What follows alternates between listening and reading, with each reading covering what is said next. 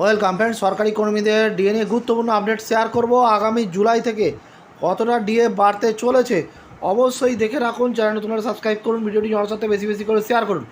দেখুন, labour bureau সরকারি কর্মীদের জন্য যে এআইসিপিআই অর্থাৎ all India consumer price index জারি করে, তার উপর ভিত্তি করে কিন্তু কেন্দ্রসহ অন্যান্য রাজ্যের কর্মীদের ডিএ বাড়ে।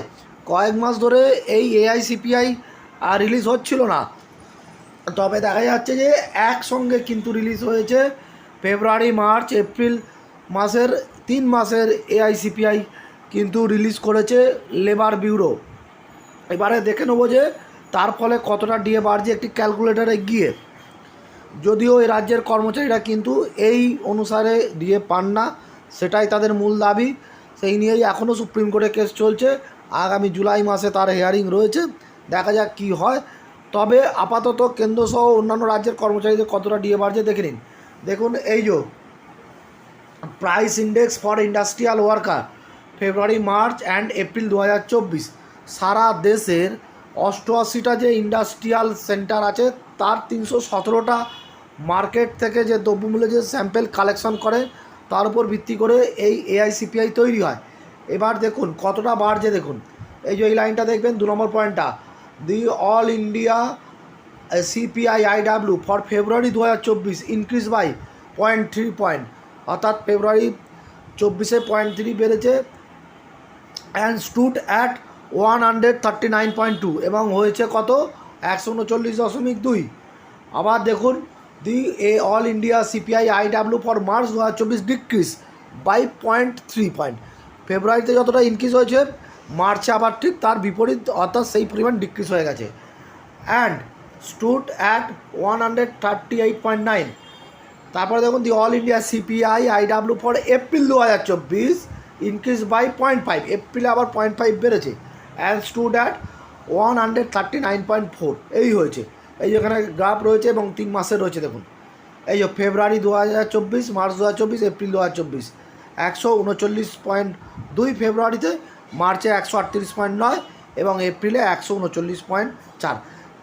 এই 3 মাসে কিন্তু তাহলে কোথাও সেরকম তফাৎ হলো না, মাত্র 0.2 বেড়েছে এই 3 মাসে। তাহলে ডিএটা কতটা এফেক্ট পড়ছে দেখুন। কারণ ডিএ কি তাহলে খুব বেশি বাড়বে জুলাই থেকে, সেটাই এখন প্রশ্ন। কারণ ইন্ডেক্স 3 মাসে বাড়লই না। এবারে ক্যালকুলেটারে নিয়ে গিয়ে দেখাবো, চলে আসুন। কী হচ্ছে সেই ক্যালকুলেটার দেখুন।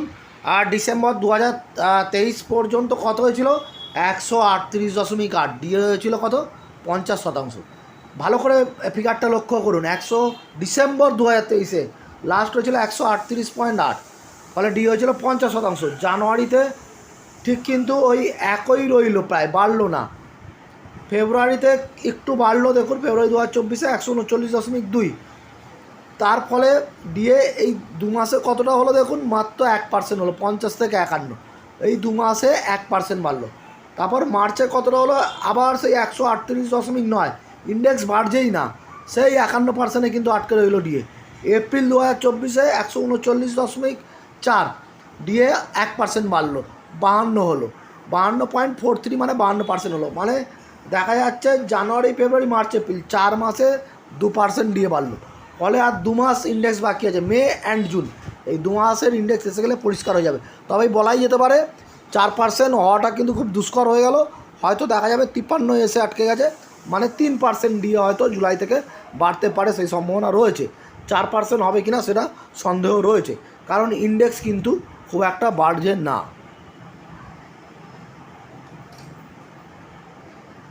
যদিও এটা কেন্দ্রের কর্মচারীদের জন্য, কেন্দ্রের কর্মচারীদের ঘোষণা হওয়ার পরে ধীরে ধীরে রাজ্য কর্মচারীদের জন্য ঘোষণা হয়। তবে এ রাজ্যের ক্ষেত্রে সেটা এখনও কোর্টে কেস চলছে। কোর্টের রায়ের ওপর নির্ভর করবে যে তারা এই এআইসিপিআই অনুযায়ী ডিএ পাবে কি পাবে না। ধন্যবাদ।